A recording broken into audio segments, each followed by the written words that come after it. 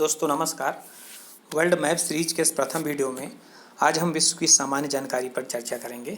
जैसा कि आप स्क्रीन पर देख रहे हैं, यदि हम ग्लोब को घुमाकर देखें तो हमें मुख्य रूप से इसमें चार चीज़ें दिखाई दे रही हैं। पहला भाग है लैंड एरिया, मतलब स्थलखंड, जो कि महाद्वीपों के रूप में है, कॉन्टिनेंट्स के रूप में है, जिसे हम Asia, Europe, Africa, south America, north America, Antarctica, Australia के नाम से जानते हैं। यह संपूर्ण विश्व के भूभाग का 29% है। दूसरी बात हम करें तो हमें जल की विशाल राशि दिखाई दे रही है। देखिए मैं इसमें घुमा रहा हूँ, ये देखिए इस पोर्शन में तो हमें स्थलखंड दिखाई नहीं दे रहा, सिर्फ जलीय पोर्शन दिख रहा है ना। तो यह जल की जो कुल राशि है, कुल भूभाग का 71% है। यह ओशंस, महासागरों के रूप में है, जिन्हें हम प्रशांत महासागर, Pacific ocean, Atlantic ocean, Hind महासागर, इंडियन ओशन, सदर्न ओशन और आर्कटिक ओशन के नाम से जानते हैं। यदि हम इन ओशंस और महाद्वीपों के अलावा तीसरे बात करें तो हमें इसमें कुछ हॉरिजॉन्टल लाइंस दिखाई दे रही हैं, ठीक है, जिन्हें हम लैटिट्यूड या अक्षांश रेखाएं कहते हैं। हमने बीच वाली लैटिट्यूड ड्रा किया है।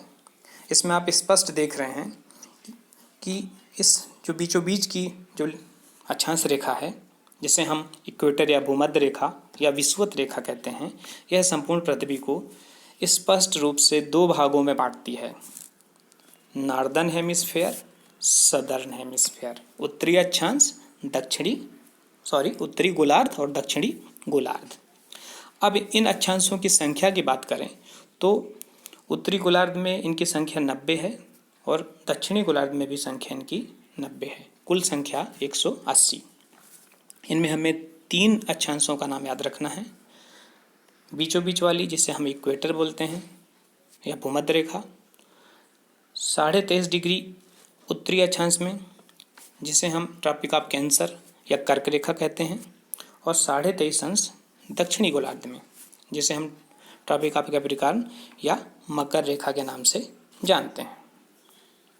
अब हम बात करें चौथी चीज़ की, हमें कुछ वर्टिकल लाइंस भी दिखाई दे रही हैं। ये वर्टिकल लाइंस कहलाती हैं लॉन्गिट्यूड या देशांतर रेखाएं। यह किसी स्थान विशेष का समय बताती हैं, और जिस प्रकार अक्षांश को हमने नॉर्थ और साउथ में डिवाइड किया था, इन्हें हम पूर्वी और पश्चिमी भाग में बोल सकते हैं। जो इस तरफ की देशांतर रेखाएं कहलाएंगी वो कहलाएंगी पूर्वी, और जो इस तरफ की रहेंगी वो कहलाएंगी पश्चिमी। इनकी संख्या होती है 360। अब इसमें जो बीचों बीच की जो है देशांतर है, मुख्य देशांतर रेखा, इसको बोलते हैं प्राइम मेरिडियन, जो कि लंदन के ग्रीनविच से गुजरती है। आओ अब हम चर्चा करें महाद्वीपों पे। इसके पहले मैं एक चीज़ और आपको क्लियर कर दूं कि ये लैटिट्यूड और लॉन्गिट्यूड बहुत ही इम्पोर्टेंट है। परीक्षाओं में विभिन्न प्रश्नों के रूप में भी पूछे जाते हैं, और जैसा कि हम गूगल मैप या जीपीएस की सहायता से जब किसी स्थान विशेष पे पहुंचते हैं, या हम गूगल में सर्च करते हैं कि उस पर्टिकुलर स्थान की क्या दूरी है, कितना समय लगेगा, आजकल तो मैप बता देता है कि कितने मिनट में आप पहुँच पाएंगे। तो ये चीज़ें लैटिट्यूड और लॉन्गिट्यूड की जो पोजीशन है उनसे ही क्लियर हो पाती है, उससे आपको इन चीज़ों की इम्पोर्टेंसी का पता चलता है। अब हम महाद्वीपों का अध्ययन करें।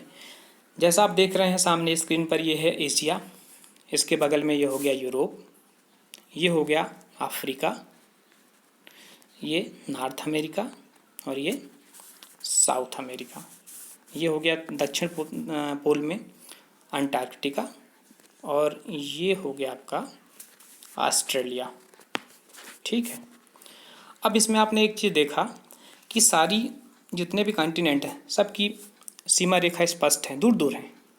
डाउट जो होता है लोगों को वो होता है एशिया और यूरोप में। यहाँ ये क्लियर नहीं हो रहा कि एशिया का विस्तार कहाँ तक है और यूरोप का विस्तार कहाँ तक है। तो मैं आपको बता दूँ कि पहले मैं आपको पूरे एशिया और यूरोप दोनों की सम्मिलित सीमा बताता हूँ, और फिर उसमें बताता हूँ कि दोनों कहाँ तक इनकी सीमाएं हैं। तो हम यदि विश्व के इस पोर्शन पे नज़र डालें, ये इस पोर्शन पे जहाँ मैं ड्रा कर रहा हूँ, ये तो ये हुआ एशिया और यूरोप, इसमें दोनों शामिल हैं। अब इसमें यूराल पर्वत जो कि रसिया में है, जो कि इस पोजीशन पे आएगा। इस यूराल पर्वत से जो वेस्ट वाला पोर्शन है वो यूरोप कहलाएगा, और जो ईस्टर्न पोर्शन या पूर्वी भाग है वो एशिया है। मतलब यहाँ से जो है एशिया और यूरोप अलग अलग है। दोनों को सम्मिलित रूप से देखें तो यूरेशिया है, और अलग अलग देखें तो ये एशिया और ये यूरोप है। अब इसे हमें इनलार्ज करके देखते हैं कि जो यूराल पर्वत की बात कर रहे हैं जो कि एशिया को यूरोप से अलग करता है, वो कहाँ है। तो आप ये देख रहे हैं, यदि हम नज़र डालें तो ये पर्वत कुछ श्रृंखला दिख रही होगी, आप देख रहे हैं पत्थर रखे हुए हैं ना, ये है। इस एंगल से देखें तो नाम क्लियर हो पाएगा। ये है यूराल, ठीक है, ये है यूराल माउंटेन्स जो कि एशिया को यूरोप से अलग करता है। और भी नेचुरल बाउंड्रीज हैं, इसके नीचे हम जाएंगे तो कैस्पियन सागर है, वो भी एक बाउंड्री है एशिया और यूरोप को अलग करने वाली। और हम कुछ कंट्रीज़ के बारे में बताना चाहेंगे, जैसे ये रसिया है। हालांकि इसकी चर्चा हम जब हम डिटेल में एशिया पढ़ेंगे तब करेंगे, लेकिन एक आउटलाइन दे दूं मैं कि चूँकि रसिया देख रहे हैं आप, विश्व का सबसे बड़ा देश है। इसका विस्तार, ग्रीन पोर्शन जो दिख रहा है, इसका विस्तार इतना अधिक है कि यह एक नहीं बल्कि दो दो महाद्वीपों में फैला हुआ है। ये रसिया का विस्तार है, ग्रीन पूरा पोर्शन आप नज़र डालें तो ये। अब यहाँ से चूँकि यूराल पर्वत है ये अलग हो गया है, तो इसका विस्तार एशिया में भी है, यूरोप में भी है, इसलिए ऐसे कंट्री को यूरेशियन कंट्री कहा जाता है। इसका लगभग 75% जो भाग है वो एशिया में है, और 25% जो भाग है वो यूरोप में है। मतलब ये यूरेशियन कंट्री हुई। तो आपने देख लिया एशिया, यूरोप, थर्ड पे है आपका ये अफ्रीका, फिर ये नॉर्थ अमेरिका, साउथ अमेरिका, और अंटार्कटिका स्पेशली मैं दिखाना चाहूँगा, सदर्न पोल पे है ये, जो कि यहाँ स्थायी मानव बस्ती नहीं है, पूर्ण संपूर्ण समय बर्फ से ढका होता है। दिख रहा होगा आपको बिल्कुल वाइट वाइट, है ना। और सबसे छोटा महाद्वीप जो है क्षेत्रफल एरिया में वो है ऑस्ट्रेलिया। अब हम बात करें ओशंस या महासागरों की, तो सबसे बड़ा महासागर आपको पता ही है, मैंने शुरू में भी दिखाया था कि इतनी विशाल राशि है। देखिए इतना विशाल राशि दिख रहा है आपको, ये है प्रशांत महासागर, पैसिफिक ओशन। ये विश्व का सबसे बड़ा ओशन है। दूसरे नंबर इसका विस्तार हम देखें कहाँ से कहाँ तक है, तो आप देख रहे हैं कि एशिया के पूर्वी किनारे से, मैं इसमें लाइन ड्रा करता हूँ, इस एशिया से के पूर्वी किनारे से, अफ्रीका के पूर्वी किनारे से, है ना, यहाँ से शुरू होकर इसका विस्तार जाता है साउथ अमेरिका और नॉर्थ अमेरिका के पश्चिमी किनारों तक। मतलब यहाँ तक इसका पूरा विस्तार है। तो ये है पैसिफिक ओशन। सेकंड नंबर पे आता है अटलांटिक ओशन। ये है अटलांटिक ओशन, इसका विस्तार आप देख रहे हैं कि एशिया और अफ्रीका के पूर्वी भाग और नॉर्थ और साउथ अमेरिका के पूर्वी भाग और एशिया और यूरोप के पश्चिमी भाग, सॉरी, है ना, ये बीच का जो पोर्शन है ये है अटलांटिक। और यह आप जैसा कि आप देख रहे हैं ये एस शेप में है, ठीक है। ये विश्व का दूसरे नंबर का महासागर है। तृतीय महासागर है हिंद महासागर, इंडियन ओशन। यह एक अकेला ऐसा महासागर है जो किसी कंट्री के नाम पे, देखिए भारतवर्ष के लिए गर्व का विषय है कि ये ओशन का नाम हमारे देश पर है ना, इंडियन ओशन। इसका विस्तार जो है ये यहाँ से पूरा शुरू हो जाएगा। ये पोर्शन जो आप देख रहे हैं जो एम की आकृति का दिख रहा है, ये पूरा इंडियन ओशन है। इसके नीचे हम जाएंगे तो ये हो जाएगा दक्षिणी महासागर, जिसको सदर्न ओशन बोलते हैं। कुछ लोग इसको अंटार्कटिका ओशन भी बोलते हैं, क्योंकि जो अंटार्कटिका महाद्वीप कॉन्टिनेंट है उससे जो लगा हुआ पोर्शन है वो वाला पोर्शन जो है कहलाएगा सदर्न ओशन। ये काफ़ी छोटा पोर्शन है। पांचवा ओशन है आर्कटिक, जो कि नॉर्थ पोल पे है। आर्कटिक के चारों ओर जो है का क्षेत्र, ये जो कहलाएगा पूरा, ये कहलाएगा आर्कटिक ओशन। अब हम बात करें ओशन के क्रम के बारे में, तो सबसे बड़ा पैसिफिक, फिर अटलांटिक, फिर हिंद, फिर आर्कटिक नॉर्थ पोल वाला, और अंतिम क्रम पे है अंटार्कटिक, क्योंकि इसमें हिंद जो महासागर है उसी का विस्तार काफ़ी नीचे तक हो जाता है।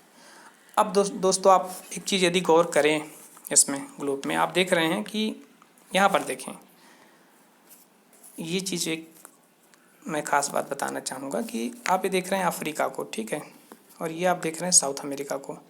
ऐसा लगता है कि हम इसको दोनों को पास पास लाएं, यदि ये पोर्शन और ये पोर्शन यहाँ टच करें तो ये दोनों बिल्कुल मिल के एक हो जाएंगे, है ना। ऐसा लग रहा है ना कैसे टूट के अलग हुआ है ये।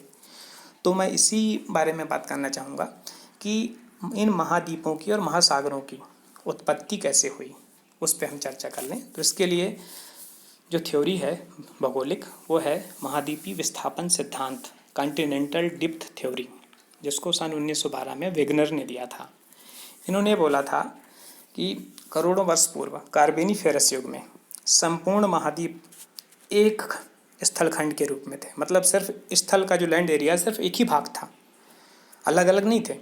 उस लैंड एरिया को नाम दिया उन्होंने पेंजिया। और उन्होंने ये बोला कि जो पेंजिया है, जैसे एक विशाल स्थल खंड है, ऐसे ही इसको चारों ओर विशाल एक जलीय राशि घेरे है, मतलब महासागर भी एक है। उसका नाम दिया पैंथलासा। तो यहाँ दो नाम मिल गए हमें, स्थल खंड मिल गया पेंजिया और जलीय खंड मिल गया पैंथलासा। बाद में करोड़ों साल बाद ट्रियासिक युग में इस पेंजिया का विभाजन हुआ और पेंजिया हो गया दो भागों में बट गया, गोंडवाना लैंड, अंगारा लैंड, ठीक है।